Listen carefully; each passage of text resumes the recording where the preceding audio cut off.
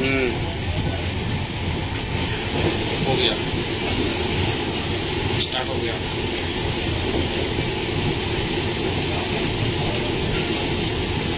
अच्छा, अभी आपने पब्लिक नहीं किया होगा ना? पब्लिक तो नहीं किया अभी? बता देना थोड़ा। सही आ रहा है एकदम? एक मिनट मुझे वो करने दो, ब्लूटूथ लगाने दो, ब्लूटूथ से करूँगा ना।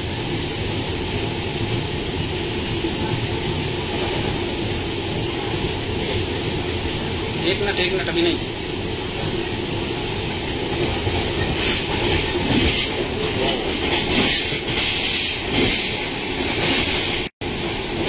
एक सेकेंड।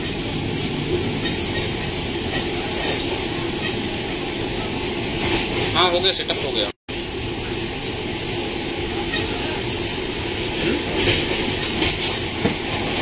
सही है।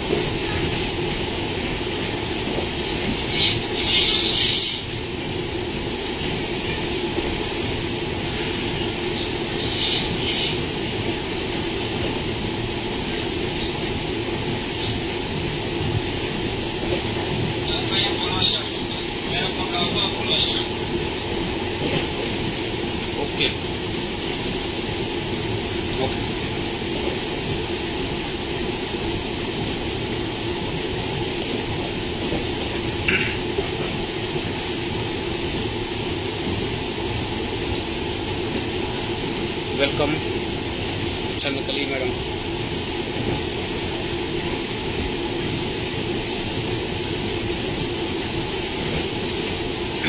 नमस्कार,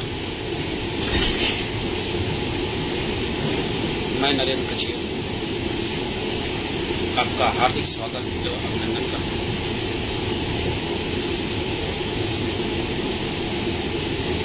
इससे पहले कि मैं कुछ बोलना स्टार्ट करूँ, कुछ पंक्तियाँ कहना चाहता हूँ कि है चमक मेरी निगाहों में, कि है चमक मेरी निगाहों में, बुलंदी है ख्यालों में, कि है चमक मेरी निगाहों में, बुलंदी है मेरे ख्यालों में। मैं पत्थर से टकरा कर उसे रेजा रेजा कर दूंगा। इस अखिल भारतीय कचीरा राजपूत महासभा फेसबुक कचीर परिवार ने मुझको हौसला दिया, एक नया वलवला दिया,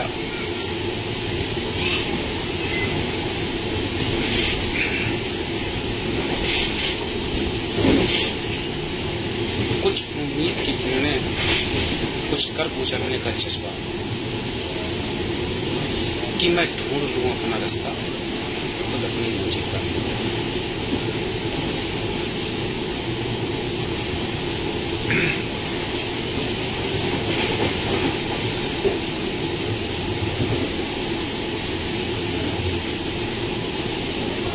सर्वप्रथम मैं अपने पिता स्वर्गीय श्री लालू राम कचीर के चरणों में द्वारा चरणों में सब नमन करता हूँ। इसके बाद नमस्कार महेंद्र सिंह जी, संदीप कचेर जी, थैंक यू।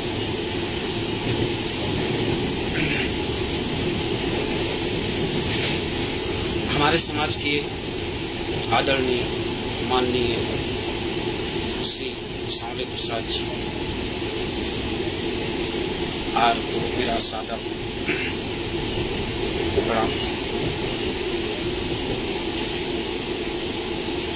समाज के सभी भाई बंधुओं, मातृशक्ति माताओं बहनों को मेरा सादर प्रणाम। मैं आपके बीच में आज रूबरू हो रहा हूँ, ये मेरे लिए बहुत ही हर्ष का विषय है।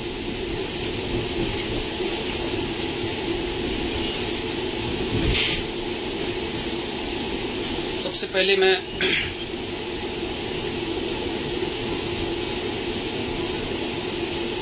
इस फेसबुक कचेर परिवार की जो ये पहल है, ये जो मंच है, ये इतना बड़ा मंच है कि इससे समाज में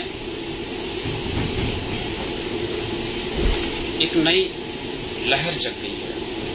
कुछ कर गुजरने का समाज के प्रति, सभी लोगों में समाज के प्रति कुछ कर गुजरने की एक ललक पैदा हुई है। ये मैं देख रहा हूँ, इसके बहुत अच्छे परिणाम आ भी रहे हैं। इसका श्रेय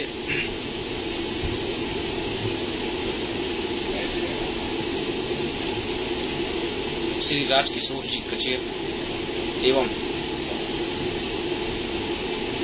श्री पूरन भारद्वाज और इनकी टीम को मुख्य रूप से जाता है। मैं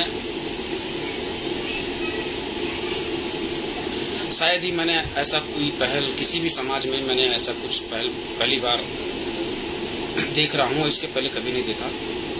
ये बहुत ही सराहनीय क्रांतिकारी कदम है।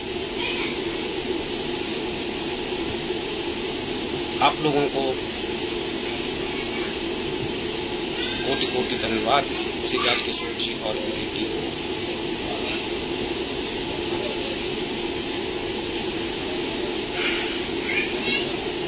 पहली बार मैं इस तरह फेसबुक कचेर परिवार में लाइव आ रहा हूँ, इसलिए अगर मुझसे कोई त्रुटि हो जाए, कुछ बोलने में कुछ गलत बोल जाऊँ तो मुझे क्षमा करें। अपना छोटा भाई समझ के मैं पूरी कोशिश करूँगा कि जो भी बोलूँ समाज के लिए वो लाभदायक हो, मेरे भाई बंधुओं के लिए लाभदायक हो, माताओं बहनों के लिए लाभदायक हो, कोशिश कर सकता हूँ। नमस्कार कृष्ण कुमार जी, आप लोगों का प्यार देख करके बहुत खुशी हो रही है। मैं चूँकि बता दूं आपको, इस समय मैं चलती ट्रेन में आपसे बात कर रहा हूँ, आपसे चलती ट्रेन में रूबरू हो रहा हूँ, इसलिए नेटवर्क की थोड़ा प्रॉब्लम हो सकती है।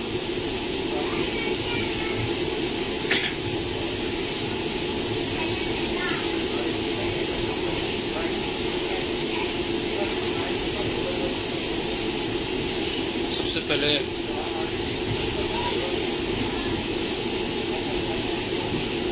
मैं श्री राजकिशोर जी कचेर जो हमारे कोरोना महामारी में पिछली बार सेकेंड वेव में जो इतनी बहुत बड़ी आपदा आई थी, अब भगवान की दया से थोड़ा सा नॉर्मल है। सभी जानते हैं कि जो व्यापार से जुड़े रहे,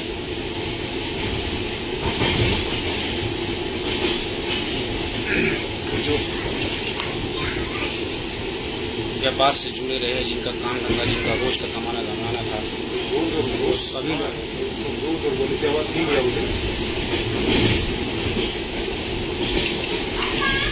आवाज आ रही है मेरी?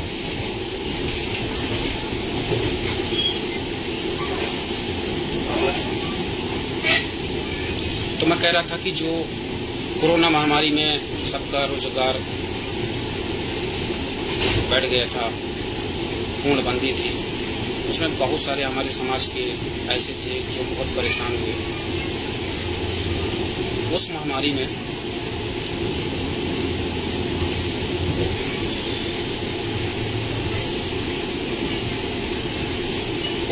में मेरे दिमाग में एक ख्याल आया था कि क्यों न कुछ किया जाए, क्यों न कुछ जिनके व्यापार या जो जिनको अति जरूरतमंद हो जो लोग, उनकी कुछ न कुछ मदद की जाए।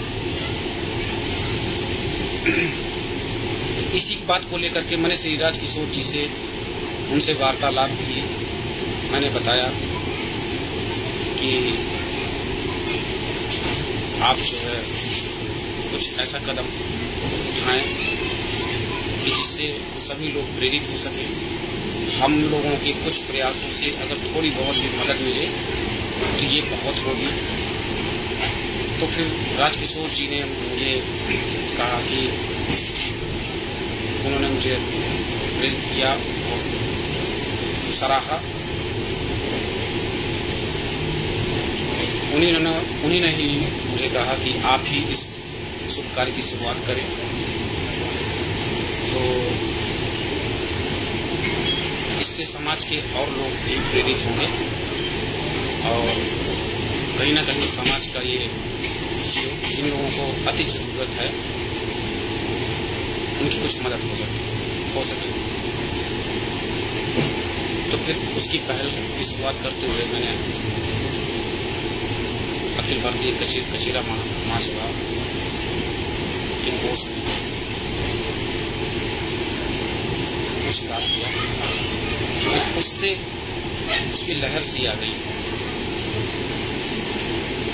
और श्री राजकिशोर जी ने मुझे जानकारी दी। लगभग 1.5 लाख रुपए, 1,50,000 रुपये इकट्ठा हुआ, जिसमें से जो अति जरूरतमंद लोग थे उनकी मदद की गई और जारी।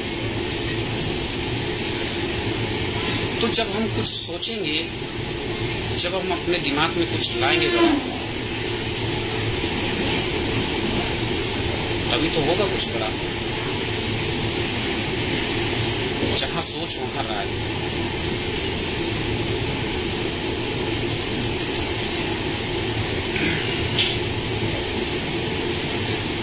और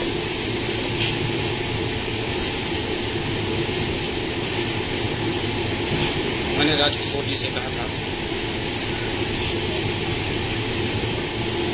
राजकिशोर जी ने मुझे फेसबुक पचीत परिवार में लाइव आने के लिए आमंत्रित किया। मैंने उनसे कहा कि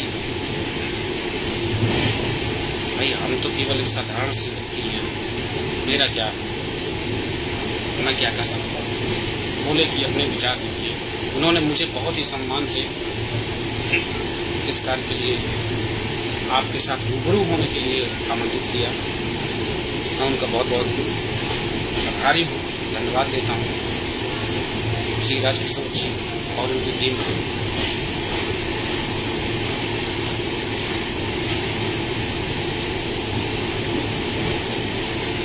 इसके बाद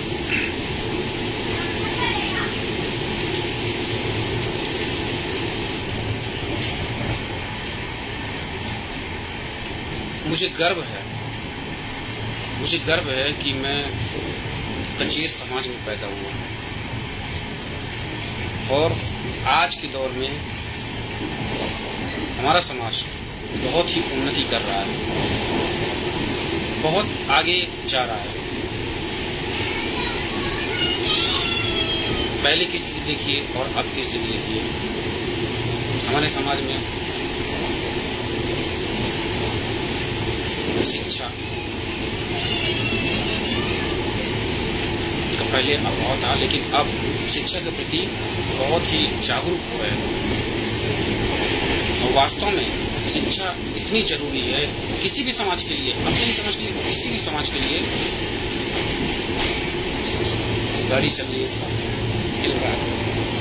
किसी भी समाज के लिए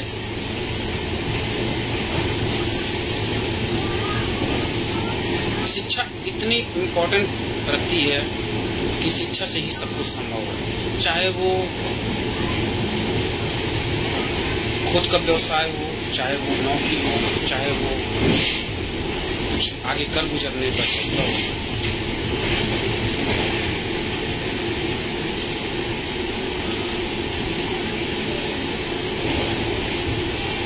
शिक्षा ही एक ऐसा माध्यम है जिससे समाज को अपने बहुत ही बुलंदी पे ले जा सकते हैं। दूसरी चीज मैं ये कहना चाहता हूँ कि जो भी हमारे समाज के स्टूडेंट हैं या कॉलेज पास आउट किए हैं हाल ही में, या जिन लोगों का भी कैरियर के प्रति जिज्ञासा है, तो उन लोगों के लिए मेरा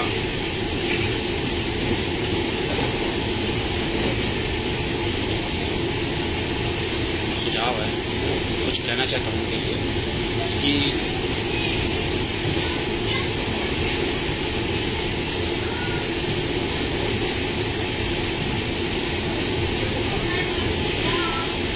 कुछ भी करिए, कुछ भी करिए,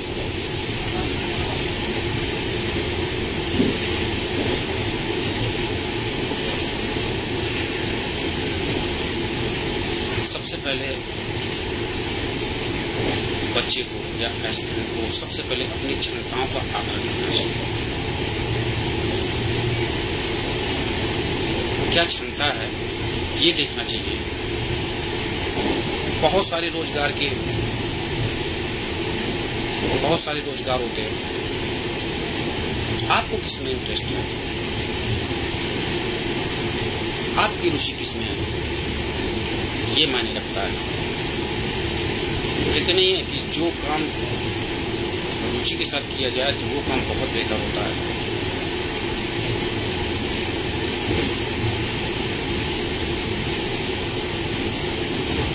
बहुत सारे लोगों का सपना होता है, बहुत सारे लोग सपने देखते हैं कि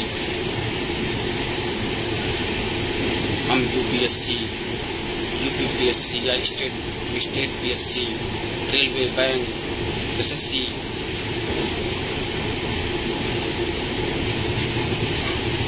और अदर डिपार्टमेंट में जॉब की तैयारी करना चाहते हैं। बहुत सारे लोग सोचते हैं, इसमें भी आप अपनी पहले क्षमताओं का आकलन करें, ये बहुत जरूरी है।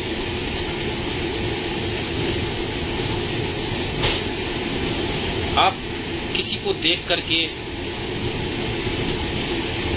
या कुछ समय के लिए मोटिवेट होकर के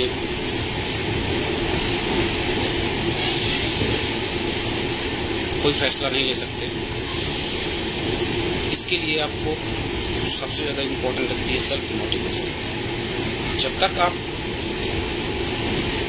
खुद से मोटिवेट नहीं होंगे तब तक आप उस कार्य के लिए उतना बेहतर नहीं कर सकते। मोटिवेशन एक सेल्फ मोटिवेशन, एक इनर मोटिवेशन, एक आउटर मोटिवेशन। जो आउटर मोटिवेशन होता है वो तो कुछ क्षणिक होता है, कुछ शॉर्ट टाइम के लिए होता है, लेकिन जो इनर मोटिवेशन होता है वो लॉन्ग टाइम चलता है। और किसी भी बच्चे के लिए, किसी के लिए भी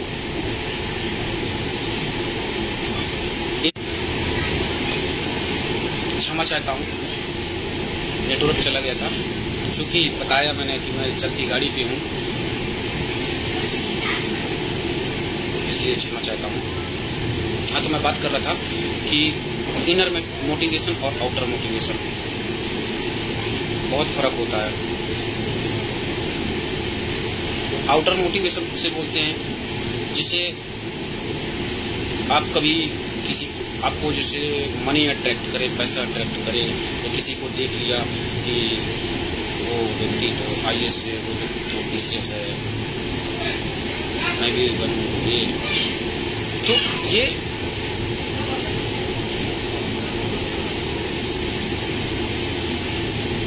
ये क्षणिक होता है। जब तक आपके अंदर से सेल्फ मोटिवेशन नहीं निकलेगी तब तक आप बेहतर नहीं कर सकते।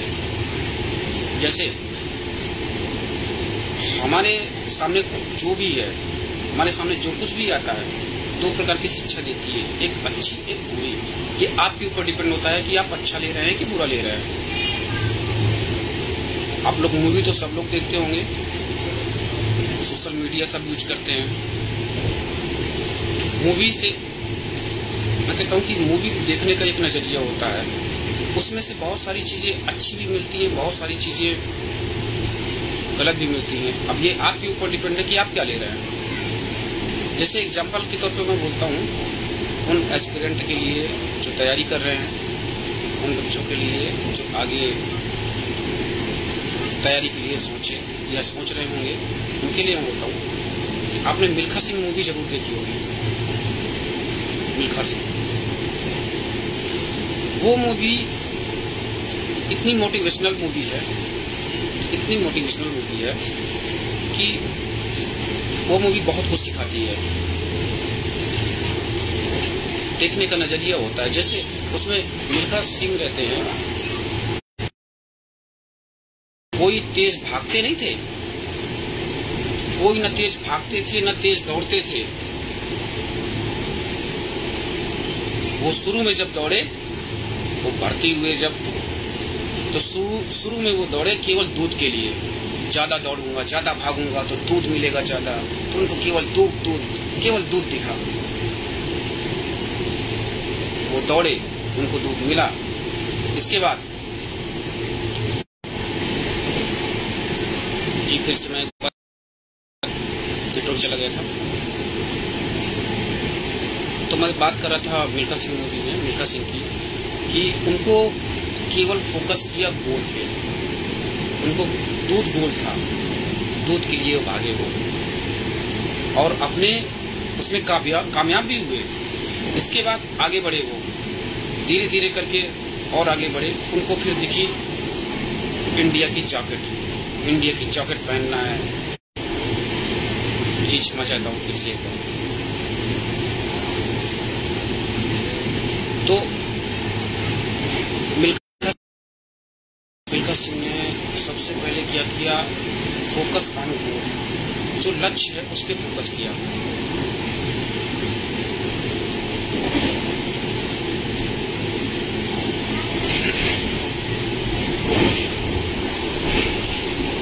फोकस ऑन गोल, उन्होंने लक्ष्य किया, फोकस गोल पे किया, वो सक्सेस हुए। इंडिया की जैकेट पहननी है, कुछ बड़ा करना है, फिर वो जीत गए। इसके बाद पाकिस्तान में दौड़ हुई, उनके कोच ने एक टारगेट दे दिया 4:09.9 सेकेंड। उनको दिन रात 24 घंटे 24 आवर केवल यही गोल था, 4:09.9 सेकेंड। केवल इसी को टारगेट लेकर के दौड़ते रहे, दिन भर हमेशा दौड़ते रहे, उसकी बहुत प्रैक्टिस की, और लास्ट में वो पाकिस्तान में जाकर के झंडे गाड़ दिए। क्या किया, गोल पे फोकस किया, 4:09.9 उस पर फोकस किया।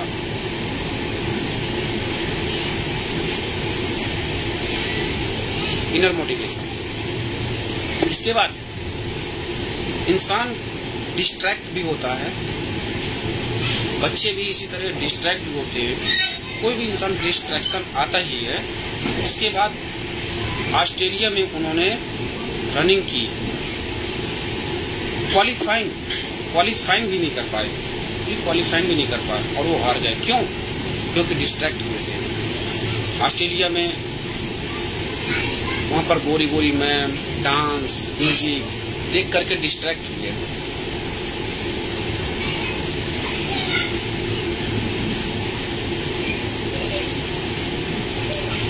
तो कहने का मतलब, फिर इसके बाद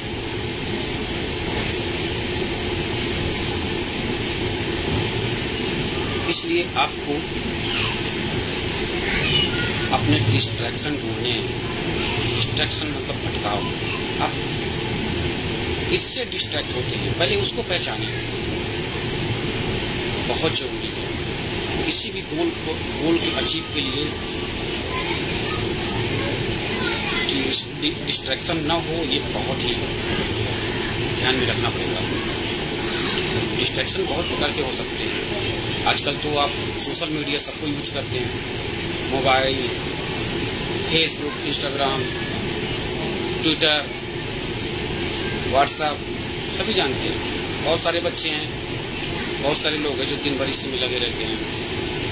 केवल यही ऐसा नहीं है, इसके भी आप जो तैयारी कर रहे हैं बच्चे, जो स्टूडेंट है, मैं उनके लिए बोल रहा हूँ खास तौर पर, इसके लिए भी आप नियम बनाएं, रूल बनाएं, खुद उस पर फॉलो करें, खुद आप उस पर रूल बनाएं। जैसे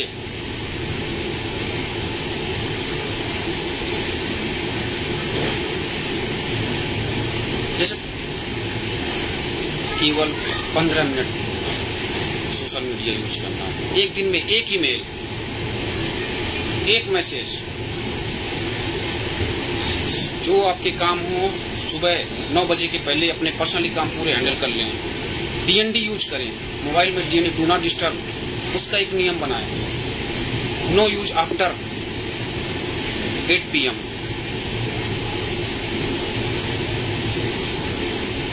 आजकल के ज़माने में सबसे ज़्यादा डिस्ट्रैक्शन, आजकल के ज़माने में सबसे ज़्यादा डिस्ट्रैक्शन ये मोबाइल, सोशल मीडिया,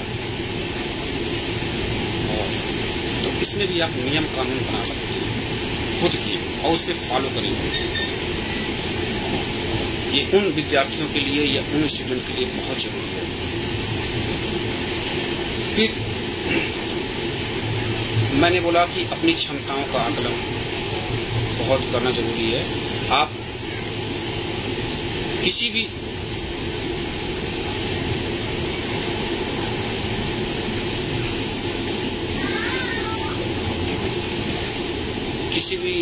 जॉब की तैयारी कर सकते हैं या कुछ भी देख सकते हैं। अपना करियर बनाने के बहुत सारे होते हैं, बस इंटरेस्ट के ऊपर डिपेंड करता है। आप सेल्फ मोटिवेट किस चीज़ पे हैं वो डिपेंड करता है। आप जैसे सिंगिंग, डांसिंग, स्पोर्ट्स, आर्टिस्ट और SSC, UPSC, railway, bank, SSC, agriculture, किसी भी डिपार्टमेंट में जा सकते हैं, लेकिन आपको उसको सीरियस लेना पड़ेगा। बहुत सारे होते हैं कि हमारे कॉम्पिटिटिव एग्जाम में समय बहुत मायने रखता है। कहते हैं कि अगर सही डायरेक्शन और सही दिशा नहीं मिली तो समय बर्बाद होता है। समय बर्बाद होता है, फिर इसके बाद बहुत सारी समस्याएं आने लगती हैं। बिल्कुल स्ट्रेट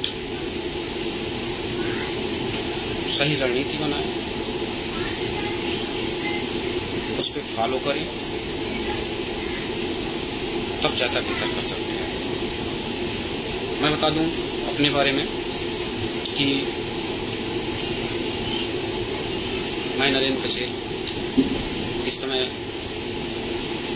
को पता होगा कि डिप्टी सीटीआई पद पर बांदा में ही पोस्टेड हूँ। और मैंने भी ऐसे अपनी तैयारी के दौरान बहुत उतार चढ़ाव देखे। गलतियां होती हैं, स्वाभाविक हैं, लेकिन अगर उन गलतियों के बारे में जान लें पहले से, अगर जो समस्याएं आने वाली हों थोड़ा सा भी अगर अंदेशा हो जाए, अगर उसका ज्ञान हो जाए, तो ये बच्चों के लिए बहुत ही फायदेमंद होता है। मुझसे भी गलतियां हुई हैं, लेकिन फोकस था, कुछ करना है। मेरी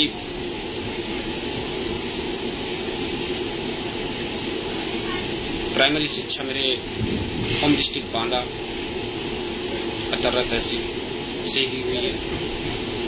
इसके बाद मैंने हाई स्कूल, इंटरमीडिएट भी मैंने वहीं से किया है।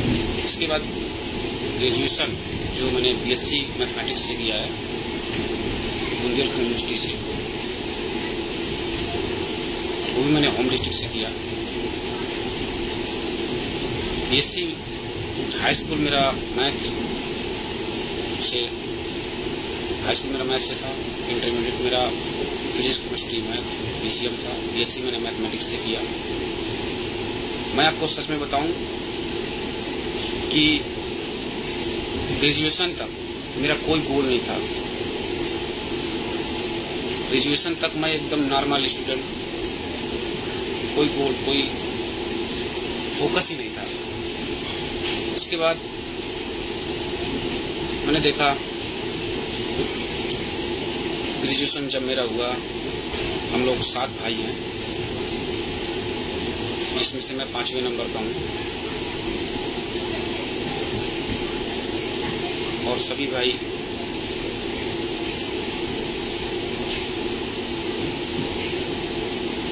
सेल्फ डिपेंड हैं।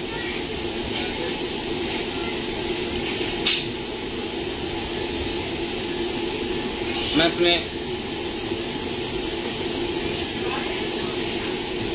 बड़े भैया श्री विक्रमादित्य कचेर, इन्होंने मुझे बहुत इंस्पायर किया। हम शुरू से ही बहुत अच्छी आर्थिक स्थिति सही नहीं थी शुरू में। इसके बाद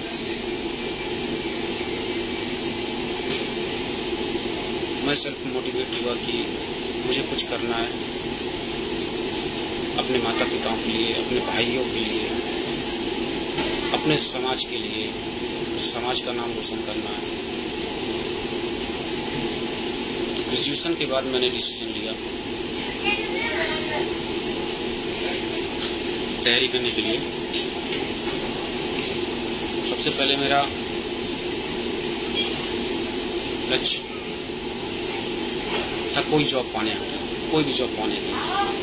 फिर मैं थोड़ा समय बीता, इसके बाद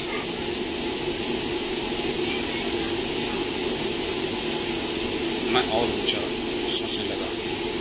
मैंने सच बताऊं आपसे कि मैं चपरासी से लेकर के और संघ लोक सेवा आयोग यूपीएससी हर एग्जाम दिए।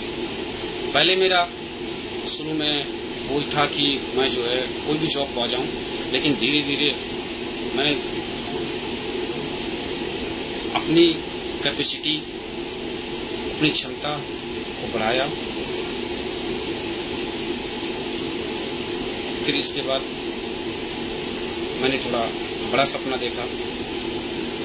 बड़ा सपना देखने के बाद मैंने यहाँ तक कि कुछ सफल भी हुआ, लेकिन अंतिम रूप में नहीं। मैंने वनडे एग्ज़ाम दिए। वनडे एग्ज़ाम देने के बाद मुझे लगा कि नहीं, कुछ बड़ा करना चाहिए। फिर इसके बाद मैंने एसएससी, बैंकिंग, रेलवे सब एग्ज़ाम दिए। मैंने बहुत हद तक सफल भी गया, लेकिन पूर्णतः नहीं। उसके बाद मैंने यूपीएससी के एग्ज़ाम दिए 2012, 13, 14।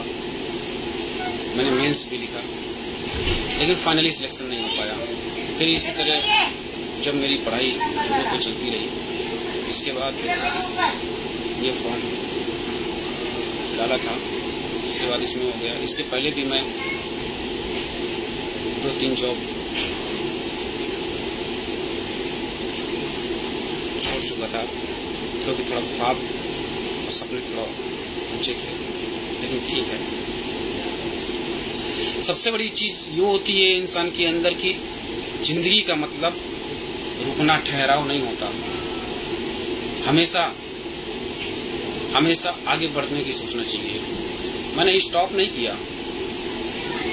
मैं अभी भी, चूंकि पारिवारिक स्थिति उस तरह की नहीं हो पाती है कि आप इतना त्याग करो, और इतना ज़्यादा कुछ, सब कुछ अपने लिए नहीं होता है, बहुत कुछ देखना पड़ता है।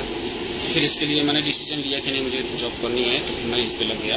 और अभी भी मैं आगे की सोच रहा हूँ, अभी भी मैं प्रयासरत हूँ। आप लोगों का आशीर्वाद प्यार रहा तो देखिए,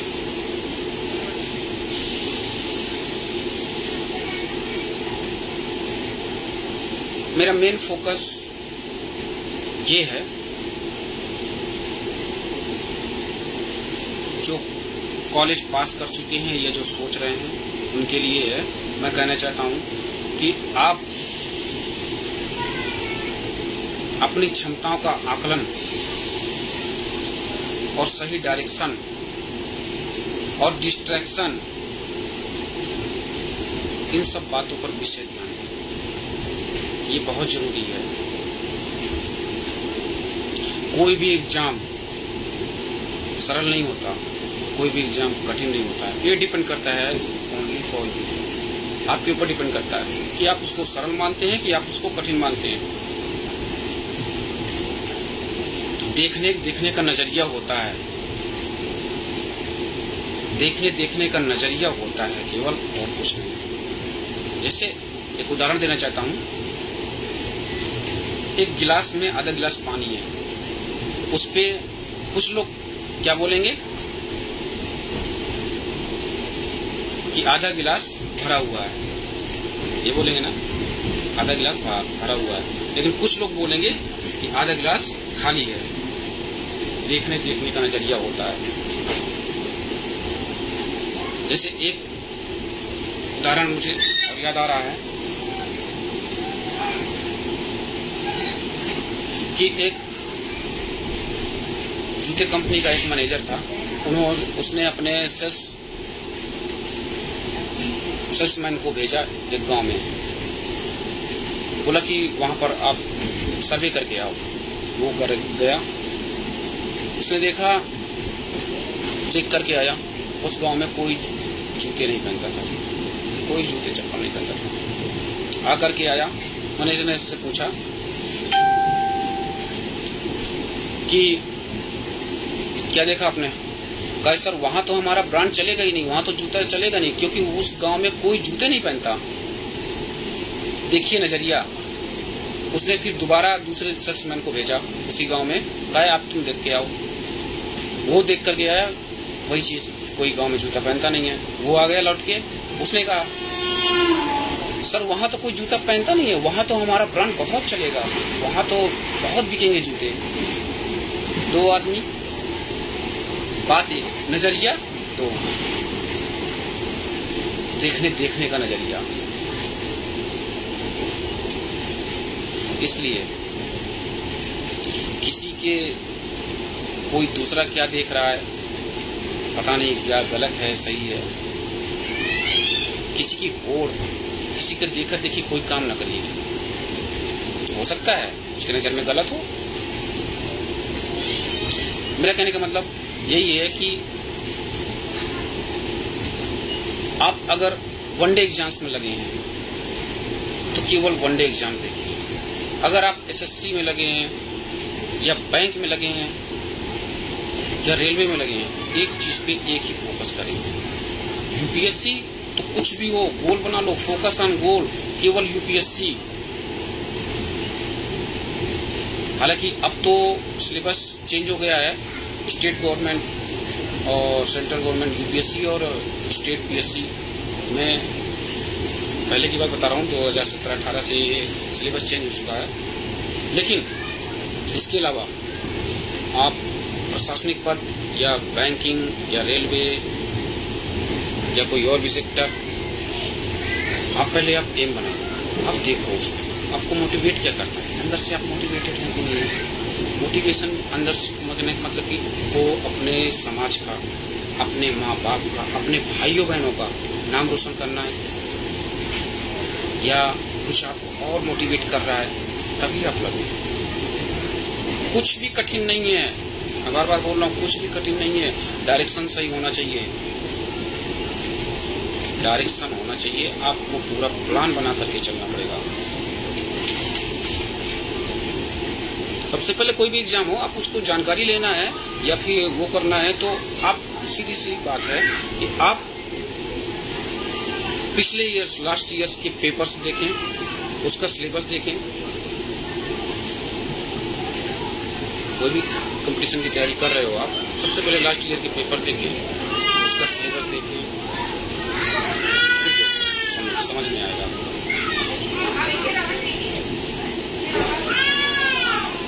और इनके लिए मैं ये कहना चाहता हूँ कि आप जब तैयारी करते हो ना, तो पढ़ने की कोई सीमा नहीं, मैटर की कोई सीमा नहीं, अनंत है। बहुत कुछ है पढ़ने के लिए।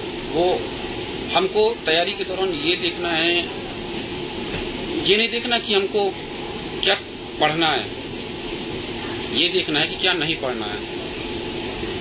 कि बहुत सारे बच्चे ऐसे होते हैं किसी भी एग्जाम में, जैसे एसएससी ले लो आप, चाहे यूपीएससी ले लो, कि एक बुक लाए, मान लो सपोज हिस्ट्री की बुक लाए एक राइटर की, मार्केट में दूसरा अपने दोस्त यारों से पता चला कि ये बुक अच्छी है, ये नहीं अच्छी है, तो दूसरी बुक ले आए, उसको फिनिश नहीं किए, दूसरी बुक ले आए, तीसरी बुक ले आए। क्या है? समय बर्बाद है। आप एक बुक को पहले फिनिश करो, जो अच्छी से सिलेक्ट करो, उसको पहले उसको सिलेक्ट करो, उसको फिनिश करो, बाद में। इस तरह के मामले बहुत देखने को मिले हैं, बहुत सुनने में आते हैं, और कि सोर्स ऑफ सिलेक्शन उनका सही नहीं होता।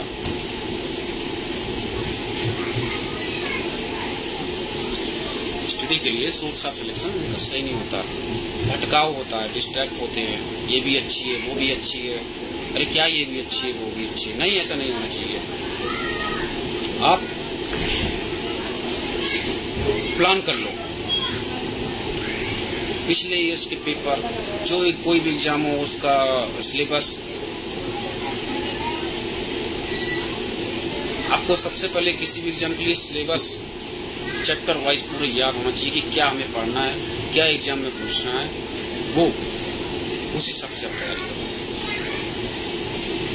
और आप तो जानते हैं कि आज का युग तो सोशल मीडिया का है, और आज के ज़माने में तो इतना स्टडी मटेरियल है, इतना स्टडी मटेरियल है, कुछ कहने को नहीं। बहुत सारे स्टडी मटेरियल, बहुत सारे स्टडी मटेरियल आपके यूट्यूब में, टेलीग्राम में, व्हाट्सएप में। आप अगर तैयारी कर रहे हो, अगर इसी में अगर लग गए तो आप भटकते रह जाओगे। इसलिए जो स्टडी मटेरियल है उसका सिलेक्शन बहुत सोच समझ के, जो अच्छा हो। आप टेलीग्राम पर केवल एक चैनल लें, बहुत सारे चैनल होते हैं, उसमें सब ऐड हो जाते हैं, दिन भर वही देखते रहते हैं, वही चीज़ बार बार आ रही है। क्या हो रहा है? समय की। यूट्यूब में भी कोई जो भी अच्छा हो आप सिलेक्ट कर लो, उसमें कौन सा चैनल सही है, बस उसी पे फोकस करो आप। इसी तरह बुक्स पे जो अच्छी बुक हों, अपने दोस्तों से, टीचरों से, इंटरनेट के माध्यम से जो भी अच्छी, उनको चूज कर लो आप, उसको पहले फिनिश करो। ये सही डायरेक्शन है। भटकाव बहुत आते हैं, मन कभी कभी किसी के भी साथ होता है कि वो लगता है कि ये ना छूट जाए, वो ना छूट जाए। कुछ चीज़ें चेंजिंग होती है कोई बुक्स में, तो थोड़ा बहुत चेंजिंग होती है, तो क्या वो उससे समय आपका कितना किल हो रहा है। इसलिए ये बहुत जरूरी है, इधर उधर भटकना नहीं है। सिलेक्टिव स्टडी मटेरियल होना चाहिए, सिलेक्टिव बुक्स होना चाहिए। आजकल के ज़माने में केवल ये नहीं है कि हार्ड वर्क करो तो जॉब मिल जाएगी। बहुत सारे लोग बोलते आए हैं पहले से कि हार्ड वर्क के साथ आज के ज़माने में इतना कंपटीशन टफ हो गया है कि इतना कंपटीशन टफ है, लाखों बच्चे एग्ज़ाम देते हैं, लाखों बच्चे सोचते हैं। हालांकि उसमें जैसे यूपीएससी आप ले लो, यूपीएससी में लगभग 5-6 लाख फॉर्म फिलअप होते हैं। उसमें से प्री में जो एग्ज़ाम देते हैं वो लगभग 3-3.5 लाख, 3.25-4 लाख इस तरह एग्ज़ाम देते हैं। 1.5 लाख तो ऐसे ही रहते हैं, एग्ज़ाम ही नहीं देते। फिर इसके बाद जो सीरियस होते हैं उसमें ज़्यादा से ज़्यादा 1 लाख क्वालिफाई करते हैं, तो और कम। कहने का मतलब कंपटीशन एग्जाम कितने लोगों ने दिया, कितनी जनसंख्या लगी, कितने लोग, लेकिन सीरियस कितने लोग।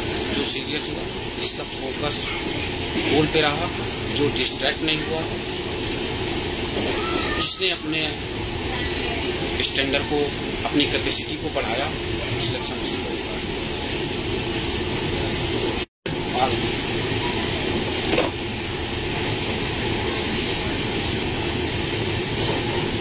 नेटवर्क बार चल रहा है, चला जा रहा है, और मेरे पास समय का अभाव था और लगता तो आपको, लेकिन आज की सोच लिया कि इतनी विनम्रता से बोला कि मैं मना नहीं कर पाया। मैंने कहा कि नहीं, अगर मैं समाज के लिए अगर कुछ बोल सकूं या कुछ कह सकूं तो मुझे बहुत, ये मैं अपने लिए बहुत गौरव की बात समझता हूँ। और मुझे बहुत अच्छा लगा आपसे रूबरू होने में। और मैं स्टूडेंट्स के बारे में बात कर रहा था, एस्पिरेंट्स के बारे में बात कर रहा था। सबसे बड़ी बात मैं ये कहता हूँ कि जब आप तैयारी करते हो ना, दूसरी चीज़ और इम्पोर्टेंस पता है क्या होती है? प्रैक्टिस। प्रैक्टिस प्रैक्टिस ये एक वो हथियार होता है कि जो आपके अंदर कॉन्फिडेंस लाता है। महान मार्शल आर्ट्स ब्रूस ली के बारे में तो आप सब जानते हो। ब्रूस ली का कहना था कि मुझे उससे डर नहीं लगता जो 10,000 तरीके से किक मारता है, लात मारता है। मुझे उससे डर नहीं लगता जो 10,000 तरीकों से लात मारता है। मुझे डर उससे लगता है कि जो एक किक की प्रैक्टिस 10,000 बार किए। प्रैक्टिस, इसीलिए आप जो भी पढ़ें उसकी प्रैक्टिस होनी चाहिए।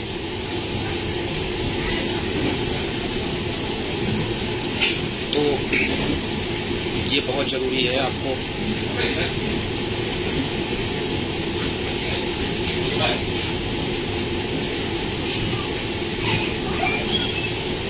दूसरी चीज़, सबसे बड़ी चीज़ में समाज के बारे में बोलना चाहता हूँ कि हमारा समाज बहुत आगे जा रहा है। बहुत खुशी होती है कि हम एक दूसरे से जुड़े। पहले तो कोई इतना ज़्यादा वो नहीं था, लेकिन अब सोशल मीडिया के माध्यम से एक दूसरे के जानने का मौका मिलता है, एक दूसरे के विचारों को सुनने का मौका मिलता है। ये बहुत बड़ी बात है। मैं एक बार फिर से श्री राजकिशोर जी का कोटि कोटि धन्यवाद देना चाहता हूँ और उनकी टीम को। तो दूसरी चीज़ मैं समाज के बारे में ये बोलना चाहता हूँ कि आप माताओं, बहनों और गार्जियंस, उनके लिए कि संस्कार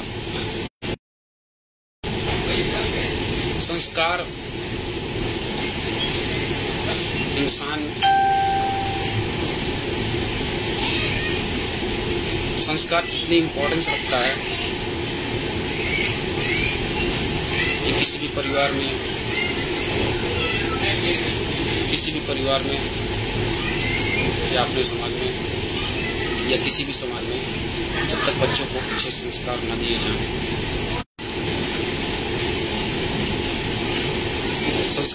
जाएं, तो उस परिवार में बिखराव आ जाता है। मैं कहता हूँ कि हमारे समाज में बहुत सारे ऐसे उदाहरण मिलते हैं, या किसी भी समाज में ये समस्या हर जगह होती है। लेकिन यहाँ तक कि आदमी को समझना चाहिए कि अपने बच्चों को, माताओं पिताओं की मैं बात कर रहा हूँ, अपने बच्चों को ऐसे संस्कार दें कि केवल उन्हीं का नहीं, उनकी पीढ़ी दर पीढ़ी परिवार खुशी रहे, सुखी रहे, समृद्ध रहे। बहुत सारे हमारे समाज में ऐसे उदाहरण देखने को मिलते हैं कि मातृशक्ति की मैं बात कर रहा हूँ कि जो बेटी और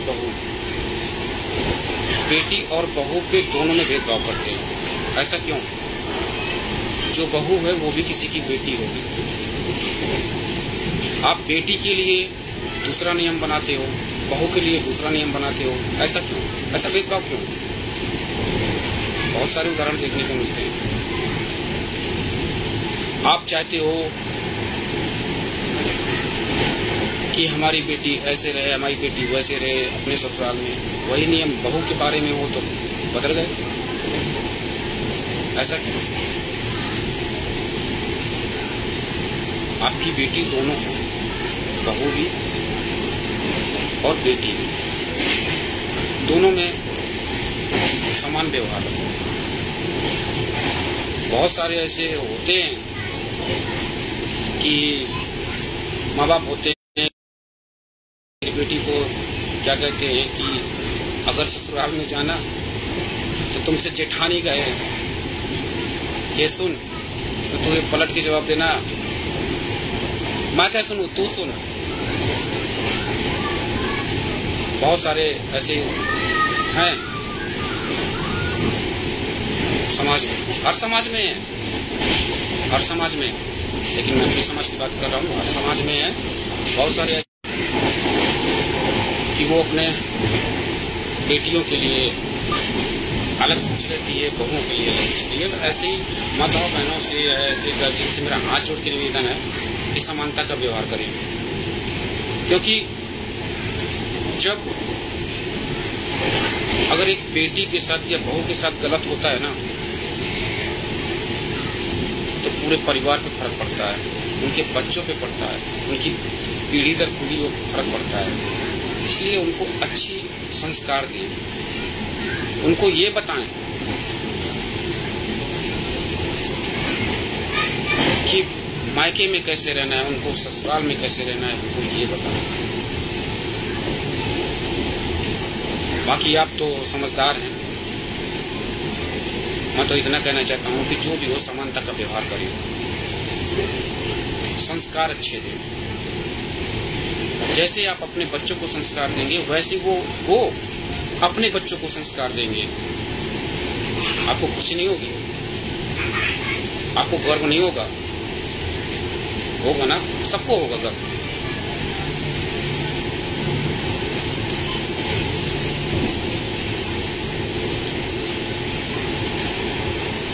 बेटी को भी समझना चाहिए, बहू को भी समझना चाहिए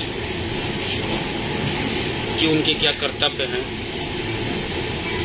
ससुराल में कैसे रहना है, अपना बना करके रहना है।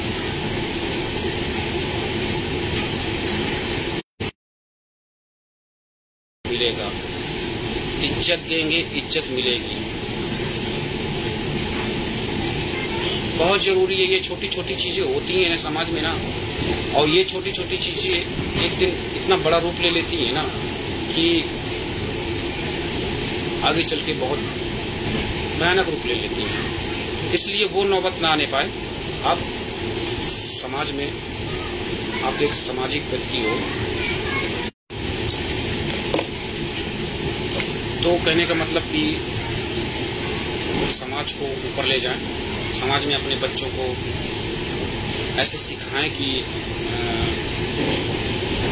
बेटा जो ये जो घर तेरा है वो घर वो भी है ससुराल में। जैसे हमको प्यार देते हो वैसे वहां भी तुम्हें प्यार फैलाना है। चाहे देवरानी हो, जेठानी हो, उससे चाहे सास हो, ससुर हो, बहुत सारे ऐसे उदाहरण देखने को मिलते हैं कि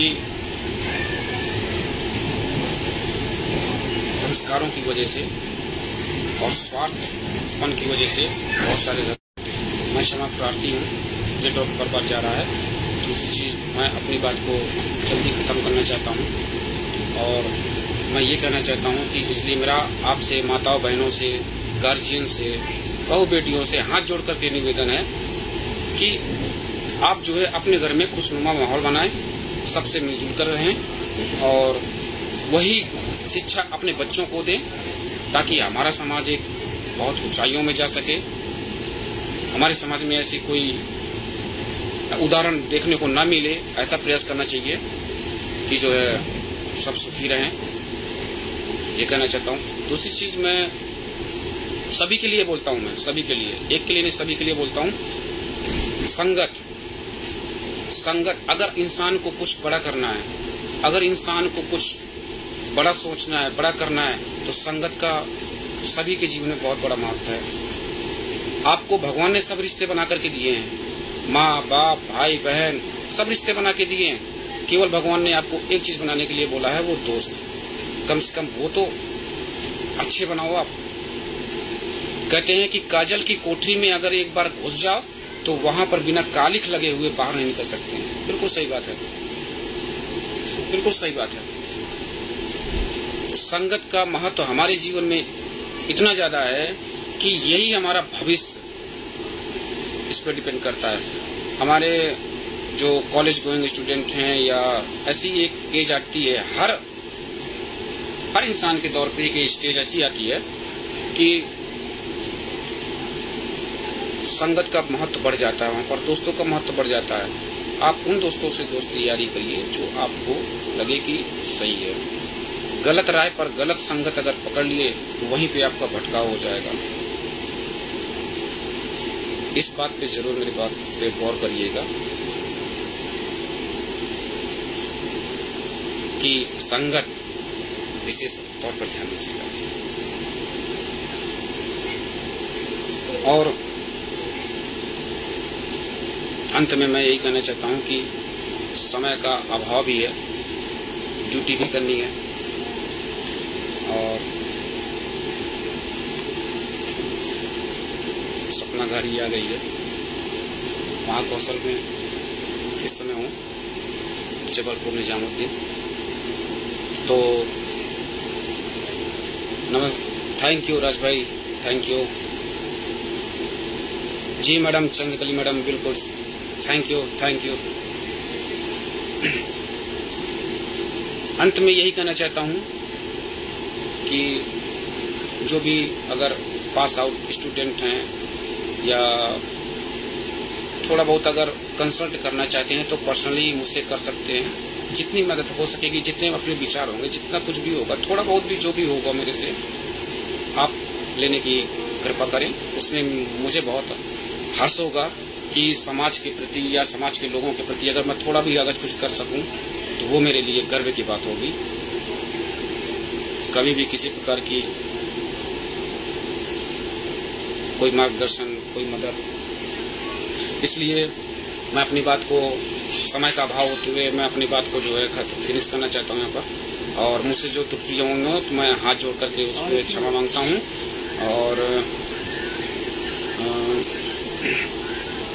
फिर कभी अगर मौका मिला तो फिर से रूबरू होने का तो जरूर मैं जो है आपसे रूबरू होऊंगा। और चूँकि मैं बार बार कह रहा हूँ कि समय का अभाव है मेरे पास, इसलिए नमस्कार।